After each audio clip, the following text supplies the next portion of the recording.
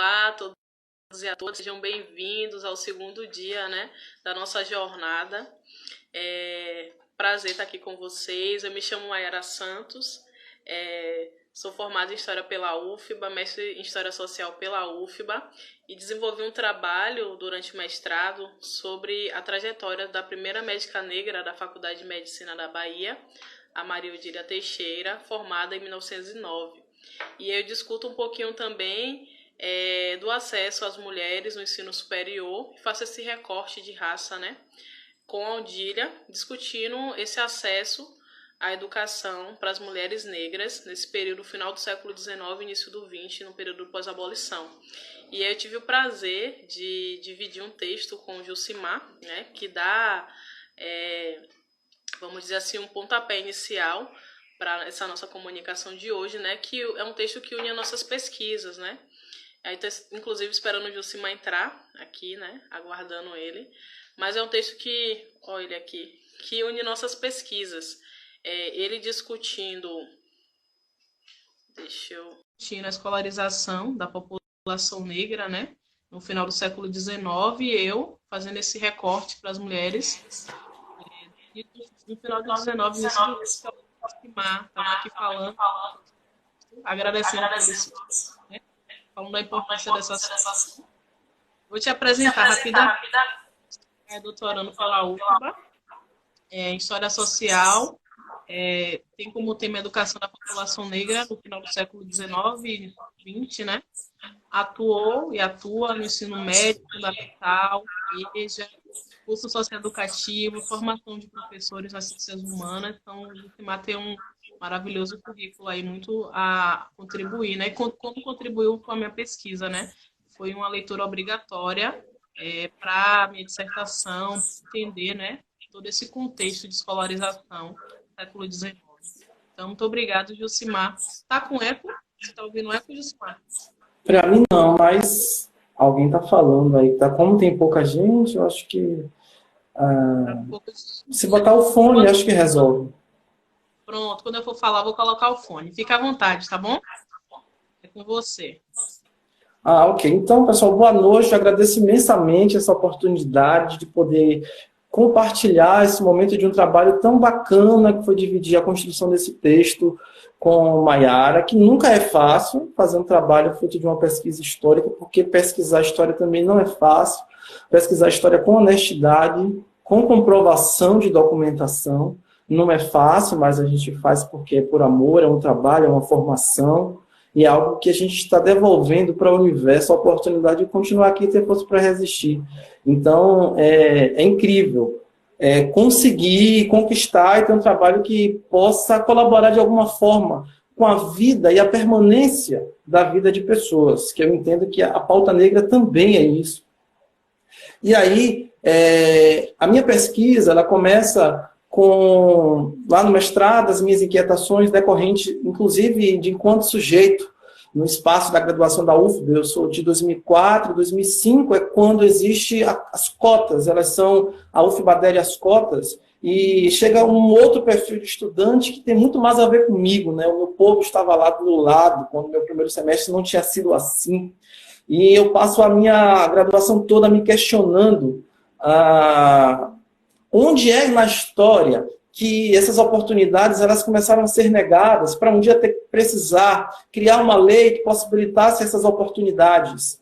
E hoje, depois de 16 anos, porque eu entrei na graduação muito novo, com 15, brincadeira, e hoje ainda essa lei é motivo de dúvida, de crítica e é constantemente ameaçada. Não é à toa que, no apagar das luzes, a última pessoa que foi o ministro, não é a última pessoa que foi o ministro, porque existem tantas oscilações, mas o Veltraub, ele, quando sai do governo, no apagar das luzes, ele decreta, ele anula, né, as cotas no nível de pós-graduação. A educação sempre é pauta de políticas, independente da vertente ideológica que seja. É uma pauta muito importante, porque você sabe que o quanto o poder do conhecimento ele é importante, quanto ele faz diferença em qualquer tempo. Agora, os contextos eles são distintos, obviamente, e têm objetivos. distintos, têm sujeitos distintos. E aí, no meu mestrado, eu não consegui estudar o pós-abolição no mestrado, porque mesmo indo com essa pergunta para os arquivos, eu me deparava com um tipo de escolarização que era muito recorrente e que acontecia antes da abolição da escravidão. E depois, quando eu percebo tudo, a gente começa com um mosaico, com um problema de pesquisa, mas com um problema de vida também, quando você quer pesquisar e quer encontrar resposta para as suas inquietações, o que você não entende. Depois as coisas vão se organizando, e aí você sente que parece que a pesquisa te escolheu. Parece que você está um interlocutor ali de um objeto que precisava ser estudado, ainda que fosse um objeto que precisasse ser estudado mais a fundo, porque as escolas noturnas na Bahia, no final do século XIX, foi uma parte da tese da professora Ione Celeste de Souza, que é uma das pessoas que eu tenho bastante diálogo sobre essa questão, e eu me dediquei exclusivamente no mestrado sobre essa escolarização na Bahia. E aí a dissertação, ela toda discute isso pensando nesses sujeitos, não uma história institucional, mas pensando nos sujeitos envolvidos. As pessoas que fizeram propostas para criar escolas noturnas, elas são estabelecidas oficialmente pela presidência da província na Bahia em 1871, que é um ano fundamental para uma lei extremamente relevante, que é a Lei do Ventre Livre. As escolas noturnas, no mesmo ano, elas são fundadas em Salvador oficialmente, a partir da freguesia da Sé, uma freguesia central aqui em Salvador, e em vários lugares da Bahia abriram escolas noturnas, não só pela instância do governo, pela instância provincial, através de professores públicos, como iniciativas particulares e de associações de trabalhadores, associações de auxílio mútuo. Foi uma febre da ocasião. Inclusive, o diretor da instrução pública, que hoje é a Secretaria de Educação Estadual, era, no caso, o diretor da instrução pública na província, José Francisco da Rocha, ele disse que foi a febre da ocasião de 71. Em 72, existe o censo, né? Um censo super famoso, muito conhecido, muito visitado. E eu acho que os dados do censo eles só são colocados como dados, precisamos estudar o censo pela perspectiva da história social, para além de ser um dado, mas entender, discutir como esse dado ele é construído e quais as reverberações para os sujeitos que esses dados têm. Eu acho que isso é fundamental. E é isso que eu estou pensando, eu estou já mergulhado, imerso nessa discussão, que não é fácil, que acho que tem pouco diálogo para fazer um estudo de história social no censo, são pouquíssimos historiadores, e aí um grande salve para o professor Marcelo Macor, que tem um texto muito interessante sobre coletramento no censo de 72, e eu me perguntando constantemente no processo da pesquisa, da elaboração da dissertação, quem eram os sujeitos que estavam nessas escolas, porque havia declaração de que deveriam ser homens a partir de 14 anos, que não eram alfabetizados ou que tinham pouco letramento. E aí eu me deparo com essa realidade, né? Inclusive é o meu terceiro capítulo, pensando no perfil social a partir dos mapas de aula, o perfil social dos alunos das escolas noturnas. E eu me perguntava, e as mulheres? Onde estavam essas mulheres que, com certeza, tentaram ocupar esses espaços? E alguns professores, alguns tentaram ou não, né, criar escolas noturnas para mulheres, ou que tivessem mulheres lá. E em 1872, um inspetor literário, uma espécie de fiscal da educação na província, o Pessoa de Barros, ele faz um documento e envia para o presidente da província, um conservador, o Francisco Gonçalves Martins, alguém que estava lá atuando fortemente na Rebelião Malê em 1885 como chefe de polícia, onde João Reis traz lá no Rebelião Escrava, esse personagem, e declara-se, né, a abertura de escolas noturnas para esses homens. Em 72, esse inspetor Pessoa de Barros, ele propõe escolas noturnas para mulheres. E aí é uma pista de identificar sujeitos e essas mulheres. Quem seriam essas mulheres? Para qual mulher ele estava propondo essa escola noturna dentro de uma sociedade que tinha a religião católica como oficial, que tinha toda uma moralidade pautada nesse único credo. Pelo menos que era proposto pelo governo, não que existissem outras possibilidades de credo, obviamente. E aí ele propõe que, no relatório, para as mulheres aprenderem a ler, escrever, fazer cálculos e se tornassem boas mães prendadas no serviço do lar. E aí meu coração gela quando eu encontro isso, sendo alguém desse tempo, né, a gente o tempo todo está dialogando com esse presente, quando a proposta para a educação noturna para a mulher é isso, né? que ler e escrever não é pouca coisa nessa sociedade, que o censo de 72 declara que 82,3% era um país de analfabetos, como diz Rui Barbosa. Em 1890, esse país de analfabetos, a porcentagem aumenta de 0,03.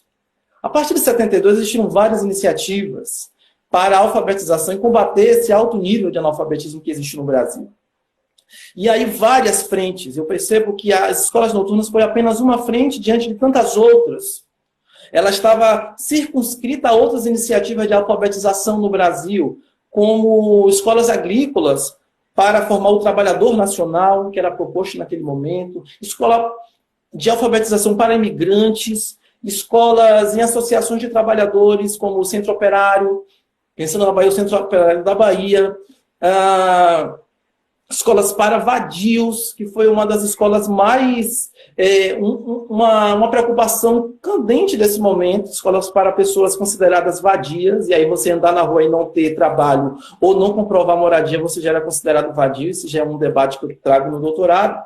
E aí, esse inspetor lá, em 72, ele continua, né, para tentar convencer de ter escolas noturnas para mulheres, ele vai e declara, né, o objetivo. Como mãe, a mulher é um quadro vivo, se bem preparado para a educação da prole, ou seja, mulher na educação na escola noturna para ser mãe, aprender a ler e escrever para ser mãe.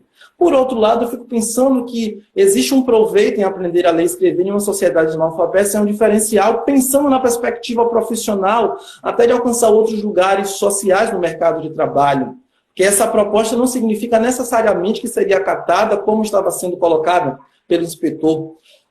O que eu reflito e o que me intriga enquanto questão de pesquisa, desde o mestrado e até atualmente, é que propor somente o nível das primeiras letras é querer deixar esses sujeitos em um lugar somente de ensino primário. Mas o que é que esses sujeitos, esses homens e mulheres, buscaram para ir além disso? Ocupar outros espaços na sociedade, alcançar outros lugares sociais, ou montar um negócio próprio que precisasse, que fosse útil essa aprendizagem de aprender a ler e escrever, né? Nos 10 anos depois, eu encontro um outro documento, encontrei 5 casos de escolas noturnas para mulheres. Em 82, um professor pediu a liberação do diretor da instrução pública da época para abrir escolas noturnas para a mulher. O nome do professor é o Pedro Luiz de Jesus. Ele solicitou a abertura da escola noturna, o presidente da província liberou, mas eu não encontro o decorrer dessa aula, o acontecer dessas aulas. E aí, no mesmo ano, uma professora chamada Leopoldina Collet, ela também propõe a abertura de escola noturna. Existe a concessão para que a escola fosse criada, e aí sim, pensar em uma criação de escola não é uma construção de um prédio, basicamente acontecia muito nas casas desses professores, inclusive professores públicos que recebiam o dinheiro para o aluguel de um espaço, muitos deles faziam na sua própria casa, até porque o professor público ele não podia ter uma outra atividade, por conta desse funcionalismo público da época. Então, a escola noturna também servia como uma forma de aumentar os seus ganhos, e não alugar um espaço, ele utilizar aquele dinheiro para si, e não para alugar um espaço para poder dar aula, também era uma forma, né, de aumentar os seus rendimentos, e constantemente eram requisitados aumentos por conta disso. Em 82, essa professora chamada Leopoldina Collet, e esse nome ele não é brasileiro, até onde eu sei, solicita a abertura de escola noturna, existe uma concessão. No jornal Gazeta da Bahia, também em 82, que é um ano interessante, que é um ano após a reforma do Código Eleitoral de 81, e esse código ele dizia que mulher não podia votar, porque mulher só vota a partir de Getúlio Vargas, da era Vargas. 81 dizia que mulher não poderia votar, não dizia isso. Lá tem decretado que só poderia votar se você tivesse uma renda de R$200 mil anuais, e soubesse fazer o seu nome e comprovasse isso em tabelionato. Não era nem a conclusão do nível primário, mas ser considerado alfabetizado e registrado isso em um cartório para a época. Em 82 existe um motivo a mais para poder se alfabetizar, além do alto índice de analfabetismo que existia no Brasil. E em 82, existe mais uma escola que eu encontro, inclusive essa professora tem uma passagem interessante, que eu trago isso na dissertação, e também está lá no texto, que ela disse assim, não precisa se preocupar, eu só quero uma mobília. velha que eu encontrei no corredor da direção da instrução pública. E aí a resposta é que não foi encontrada nenhuma mobília velha no corredor da instrução pública. O que pode ser o reflexo de um descaso. Permite, mas efetivamente não dá condições mínimas, porque ela pediu uma mobília velha. Ela não pediu uma escola, não pediu um espaço e nem pediu uma mobília nova. Ela pediu uma mobília velha que ela percebeu, entendeu, que não estava sendo utilizada, que para ela seria útil. Ou por talvez conhecer como seria a forma de ela efetivar aquela solicitação, como perceber que era difícil ela aceitar pedir uma coisa bem por baixo, e ainda assim sabe que não existia essa mobília lá. Uma coisa também que me leva a refletir é que fato é quando existem muitas proposições de escolas, mas elas acontecerem de maneira que consiga mudar os índices. Porque de 72 para 1890, que é o segundo censo, que também é gritante, inclusive aumenta o índice de analfabetismo, sai de 82,3 para 82,6, é uma diferença muito pequena, mas depois dessa quantidade de tempo, várias iniciativas para a alfabetização aconteceram. E não mudar, aumentar, ainda que muito sensivelmente, é sinal que essas medidas não foram suficientes para poder mudar de maneira nem mínima os índices, nem manter. Aumentou. E aí eu penso que uma coisa são as iniciativas declaradas. Uma coisa são os discursos eleitorais e os discursos eleitoreiros. Outra coisa é o que de fato acontece. E aí eu penso nos projetos de educação, nesse momento de declínio da escravidão e de república, né? Estava vindo nesse momento, e o que de fato acontece. Existem projetos que não são declarados, mas são meticulosamente construídos sem estar escrito. E são esses projetos que não estão declarados documentadamente que a gente precisa evidenciar através de índices como esse. Porque se existiram tantas iniciativas, tantas frentes para a alfabetização, e esse índice de analfabetismo ele é ainda muito alto. É algo que se precisa discutir à luz de quem eram os sujeitos que estavam ocupando esses espaços, de como essas aulas elas aconteciam de fato. Outra iniciativa que eu encontro, e aí já pensando em 1888, que é o ano da declaração, do decreto da lei de abolição da escravidão, em junho, um mês depois, algumas professoras, e aí não mais o professor Pedro Luiz de Jesus, a professora Ermelinda Valeriana dos Santos, ela propõe a abertura de escolas noturnas para ingênuas e libertas. É uma categoria social que está declarando que a abertura de escolas noturnas para mulheres negras, pelo menos mulheres não brancas, e que tiveram alguma conexão muito próxima com a escravidão. E aí dá para vislumbrar na possibilidade de que essa mulher poderia ser uma mulher abolicionista, pensando na condição de humanidade, de formação e perspectiva de futuro dessas que inseriam as suas alunas. E aí pensar em outros lugares sociais para essas mulheres a partir da iniciativa de alfabetização, que pode ser simples para a gente hoje, porque estamos em outro nível, mas uma história dessa são pontos de partidas, inclusive para poder ampliar escolas desse tipo, fora o que não é encontrado na documentação, fora iniciativas que existiram. Então, é um documento pontual, mas que nós conseguimos fazer várias reflexões a partir de um fato como esse, sabendo a condição sociojurídica dessas sujeitas nesse momento, né? Se é que existe esse termo sujeito, já está bom de ressignificar. Porque fico o tempo todo sujeito, estou me deparando com isso na escrita, falar de sujeitos pensando em mulher. Vamos mudar aí a coisa, porque a língua é uma coisa viva. E o combate ao machismo também é algo vivo e latente, para sempre. E outra situação, outro caso é da professora Marinha Olímpia de Oliveira, que ela também, na freguesia do Saco, norte da Bahia, propõe a abertura de escolas noturnas para ingênuos e libertos. Ou seja, é um outro lugar que não é Salvador e Recôncavo, que são assim os top 5 dos estudos, né? O top 2, né? Nem top 5. Os tops dos estudos sobre escravidão, mas essas Bahias todas. E eu, pensando em 88, essa mulher abre essa escola nessa região norte, uma coisa que é quase Sergipe. Pensando, ela direcionando para quem seriam essas aulas, o que é algo muito interessante, é algo muito relevante, eu penso nas mobilizações para a educação da mulher negra em 88. Então, falar em mulher negra não é uma invenção de agora. Falar em mulher negra, na ênfase que se tem hoje, e muita gente ficar surpreso com essas pautas, é porque houve um período muito longo de silenciamento, de invisibilidade, coisas que não se queria enxergar. Mas essas condições e essas lutas, elas sempre existiram. Não dá, na verdade, existe uma inocência que não é inocência, né? É algo intencional, é algo construído, é o projeto que não é escrito, e que a gente tem que estar aqui e dizer, olha, tá aí, a evidência é essa, é um projeto. É um projeto de genocídio, é um projeto de exclusão, é um projeto de derrubar cotas, é um projeto de sociedade que é excludente. Mas enquanto estivermos aqui, enquanto tiver oportunidade, a gente vai lutar para construir e cavar. Não fica ninguém para trás, né? A gente tem que saber a mão de quem a gente segura. Tem que saber. Eu fico pensando que no final dessa iniciativa, eu comecei a perseguir essas mulheres, professoras, para ingênuas e libertas em escolas noturnas, e pensar que seriam escolas para trabalhadoras, ingênuas e noturnas. E encontrei essa professora chamada Hermelinda Valeriana dos Santos, depois ela passou a dar aula em Salvador, em uma freguesia, a freguesia da Penha, que foi uma freguesia que um professor abolicionista, um professor que foi autor do jornal, um dos redatores do jornal O Asteroide, o Cincinato Ricardo Pereira da Franca. E ele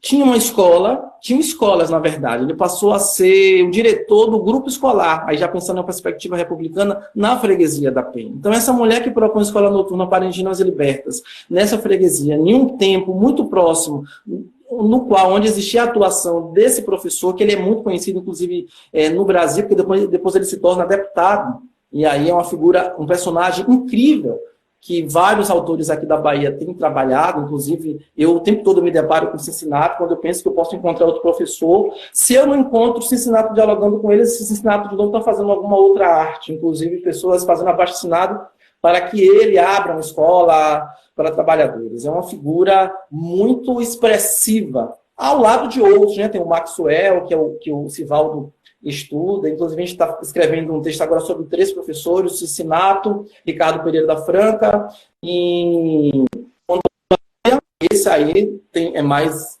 inédito, fica aí até à disposição, né, para quem quiser pesquisar e dialogar. E para finalizar, essa mulher, né, pode estar em contato, essa professora, a Hermelinda Valeriana, pode estar em contato com outros sujeitos. Pode existir redes que a gente talvez não tenha contato ainda, por fontes ainda não encontradas. Mas eu acho que não é algo desarticulado. O interessante é que se começa a declarar escolas para mulheres com o passar do tempo e com o declínio da escravidão, no qual vão se identificando, eles vão declarando qual o fim, quem seria esse público-alvo. Isso que é muito interessante. Mesmo que a documentação de antemão ela não evidenciasse essas mulheres nessas escolas, eu vou encontrando depois, ou fazendo leitura a contrapelo de alguma documentação, fazendo os links, e identificando essas mulheres lá. Que pena que ainda não encontrei mapas de aula dessas escolas.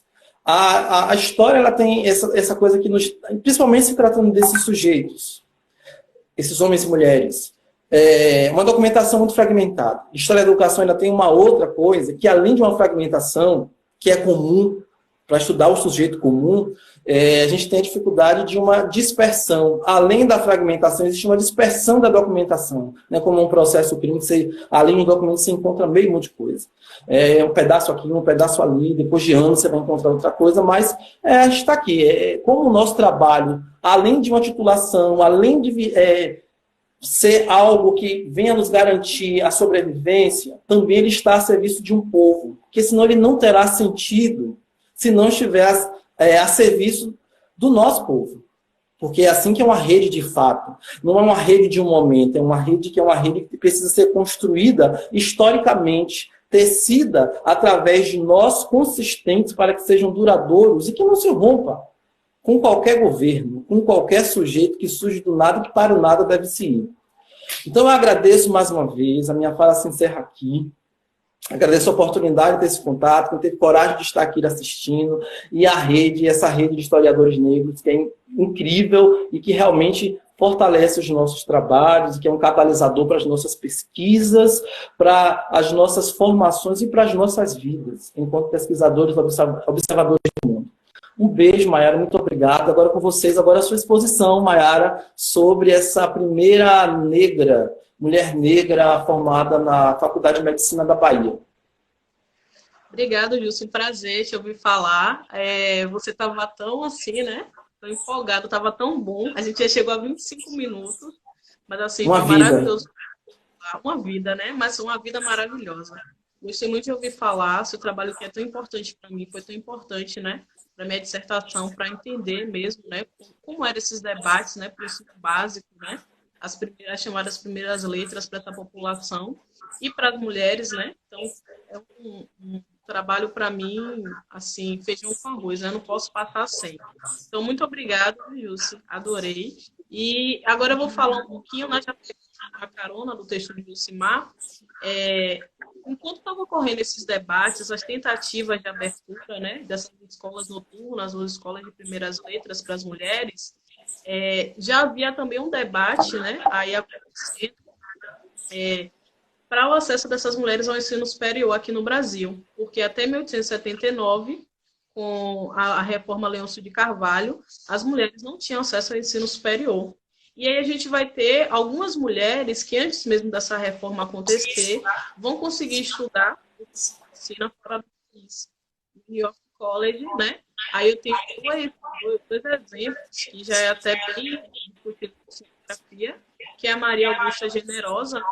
Ela vai ter 14 anos no país, no New York College, com o patrocínio do Dom Pedro II. Era assim, recorrente esse patrocínio de alguns estudantes, né, pelo Dom Pedro, e ela vai ser uma das poucas mulheres a ser patrocinada pelo Dom Pedro. Depois vamos ter a Josefa Agudo, que no ano seguinte vai também lá para Nova York estudar. A Josefa é a vamos dizer assim. Inclusive, elas vão contribuir no jornal, né, para falar dessa experiência delas fora do país, estudando para o ensino superior e já entrando nesse debate, né, nessa disputa acerca dessa entrada das mulheres nesse ensino superior, que até então não acontecia, né? Não era possível. Depois da reforma Leôncio de Carvalho, ser as primeiras pioneiras. Mayara. Você está com eco? Oi. O pessoal está falando, bota o fone. Que eu acho que funcionou da outra vez, colocando o fone. Foi, exatamente. Deixa eu ver aqui se vai melhorar. Já estava com o plano B preparado. E aí, melhor? Melhorou? Responde aí, pessoal, se tá melhor. Para mim tá bom, nunca teve eco. Para mim também, eu não estava ouvindo, não. A sua fala também aqui para mim. Luan que falou que tá com eco. Melhorou? Responde aí, gente, se tá com eco. Vamos ver, dá tempo. Eu acho que não tá mais. Se ninguém falou mais. Para mim aqui tá ok. Então, tá essas mulheres, essas primeiras mulheres que vão para fora, vão abrir caminho e vão largar o debate, né? Porque elas vão para lá estudar e vão produzir esse jornal e vão mostrar, né, para as pessoas que estavam debatendo esse assunto aqui no Brasil, que é um assunto que vai entrar em vários campos, medicina, os juristas, aí eu destaco o papel do Tobias Barreto, né? Importante político nesse contexto, que vai desde o princípio defender a entrada das mulheres nesse ensino superior, né? E outros médicos que até vão defender suas teses doutorais, muito pelo contrário, né? Como você falou mais cedo, que as mulheres deveriam estar voltadas para o lar, né? Para a família. Então, vai ter vários discursos aí acontecendo, muitos embates, até essa reforma Leôncio de Carvalho. Quando essa reforma passa, se abre o acesso ao ensino superior às mulheres, quem vai ocupar esses bancos escolares? As mulheres brancas e de elite, né? E a gente tem as primeiras pioneiras, né, assim, chamadas, como a Rita Velho Lopes, que é do Rio Grande do Sul. Ela vai fazer o curso dela de medicina, uma parte no Rio de Janeiro, vai finalizar aqui na Bahia, e ela vai se valer de algumas estratégias. Por exemplo, ela vai cursar medicina com o seu irmão, né? Assim como outras pioneiras, como um método mesmo de uma tutela dentro de um espaço altamente masculinizado, como era a Faculdade de Medicina. A Rita fala na sua biografia que, por exemplo, ela ficava em uma cadeira, eram 48 alunos, né, só ela de mulher, ela ficava em uma cadeira à frente, próxima ao professor, destacada dos alunos homens, assistindo a aula de cabeça baixa, anotando, só tomando nota, né? Sequer perguntando, tirando uma dúvida, algo do tipo. Tinha um banheiro também separado para as mulheres, e as mulheres estavam nesse espaço masculinizado, sem praticamente contato com outras. Já chegando nesse recorte, né, racial, chegando na trajetória da médica que eu pesquiso, que é a Maria Odília, ela vai se formar em 1909, e durante o período que ela está dentro da Faculdade de Medicina, eu até suscito isso na dissertação, que ela teve pouquíssimo contato com outras mulheres dentro desse ambiente, né? Somente com as parteiras, né, já que a faculdade oferecia o curso de mais ou menos um ano, 2 semestres de parteiras. E aí teve 3 parteiras formadas nesse período em que a Odília estava. Então é um ambiente altamente masculinizado, em que a Odília, além de mulher, vai ser uma mulher negra dentro desse espaço, né? O irmão da Odília também cursou medicina, né? Durante o período que ela estava lá. Então acredito que foi uma das brechas que permitiu que ela pudesse estar dentro da faculdade. Lembrando que a Odília, lembrando não, né? Falando que a Odília é uma mulher negra, mas proveniente de uma união interracial, né? O pai dela era um médico branco, então tinha um capital intelectual, financeiro, uma rede de sociabilidade grande que permitiu que a Odília primeiro fosse para Salvador, eles são de Cachoeira, de São Félix, na verdade, né? São Félix, Cachoeira, que ela fosse para Salvador estudar no Colégio Ginásio da Bahia, que era preciso naquele período para que uma mulher, aliás, para que qualquer pessoa, sobretudo a mulher, pudesse fazer o curso superior, no caso de medicina, né? Então tinha que saber latim, tinha que saber grego, dominar aritmética, outras matérias e comprovar isso. Então a Odília só consegue acessar o ensino superior através disso. E vai ser uma estratégia que outras mulheres vão utilizar para conseguir estar nesses espaços, né? Primeiro fazer o curso de letras e ciências, ciências e letras, e depois fazer esse curso superior em medicina. Então vai ser uma trajetória, vamos dizer assim, uma estratégia que vai ser compartilhada por muitas dessas pioneiras. Então, a Odília já é considerada pela faculdade reconhecida como a primeira médica negra, a primeira também professora negra da faculdade, porque em 1914, 5 anos após formada, ela vai ficar esses 5 anos clinicando no Recôncavo com o irmão e o pai. Ela volta à faculdade de medicina para assumir um cargo de auxiliar de cadeira de ensino. Então, ela fazia a prática das aulas de obstetrícia no hospital, na maternidade Climério de Oliveira, né? Fica aqui também em Salvador. Então, nessa trajetória, eu pude perceber esse espaço mesmo de disputa, né? Que a educação era para as mulheres nesse período do pós-abolição e, sobretudo, para as mulheres negras, né? Porque a Odília vai ser uma exceção. Depois dela, a faculdade só reconhece a próxima médica negra em 1927. Então, vai ser um longo tempo aí, né? Uma lacuna enorme para outra mulher negra acessar o ensino superior dentro da faculdade. Então, essa pesquisa me dá essa possibilidade de entender isso. Como você está falando, né? Eu gosto muito de ressaltar quando eu estou fazendo palestras, comunicações com adolescentes, sobretudo no ensino público, né? Que ainda hoje, o quanto é difícil a gente se deparar, né, com as mulheres negras nas ditas ciências duras, né? Na medicina, engenharia, química e assim vai.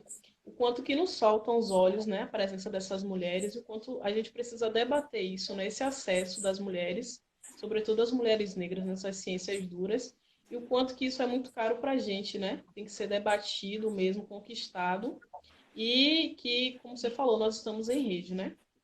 É isso, nós já estouramos um pouquinho o tempo, queria agradecer a oportunidade, né, o espaço. Esse grupo tem sido maravilhoso para todos nós, um ambiente de troca, de conversa, de aconchego, né? Dentro desse contexto que a gente está vivendo, como você falou, de lutas, né? Ontem a gente teve essa votação para o Fundeb, né? Que é a coisa tão que a gente até um dia desse considerava tão básica, né? E a gente hoje está tendo que lutar pelo mínimo do mínimo. Mas estamos aqui firmes e fortes e vamos lá, avante. E mais uma vez agradecendo a Gilcimar, né, pela parceria, pelo companheirismo, pela amizade, por não ter desistido de mim para fazer esse texto, que foi uma oportunidade maravilhosa, sua generosidade, uma troca muito boa. E que bom a gente ter esse espaço para aproximar as pesquisas, isso é muito importante, né? Isso com certeza é crucial para o nosso ofício. Então, obrigado. Continue acompanhando as lives. Tem hoje, tem amanhã, vai até quinta-feira, né? Cada dia tem um tema diferente. Lives muito importantes. E é isso. Obrigado pelo espaço. Agradeço a todo mundo. Agradeço a todo mundo, mais uma vez, a Rede Historiadores Negros, tudo com X. Uma oportunidade incrível também continuar dialogando com você. A gente está sempre trocando informações que despertam lâmpadas, né, para a gente poder prosseguir nas nossas pesquisas, fortalecer, porque nossas pesquisas, essa rede, nos ensina que as nossas pesquisas não são só trabalhos acadêmicos para criar título, né? São causas de vida, né? São possibilidades de vida para outras pessoas e continuidade das nossas. Então, eu agradeço imensamente essa oportunidade, que para mim é incrível, é uma oportunidade que não tem preço, tem muito valor. Agradeço a todo mundo que usou o tempo da sua vida para estar aqui, só assim eu apareço numa live, na medida que é útil, na medida do que eu posso fazer. Então, um abraço, um beijo para você, tudo de bom, e que tudo dê certo no final agora, nessa gravação, inclusive. Ok, tchau, tchau, Júlio. Obrigada.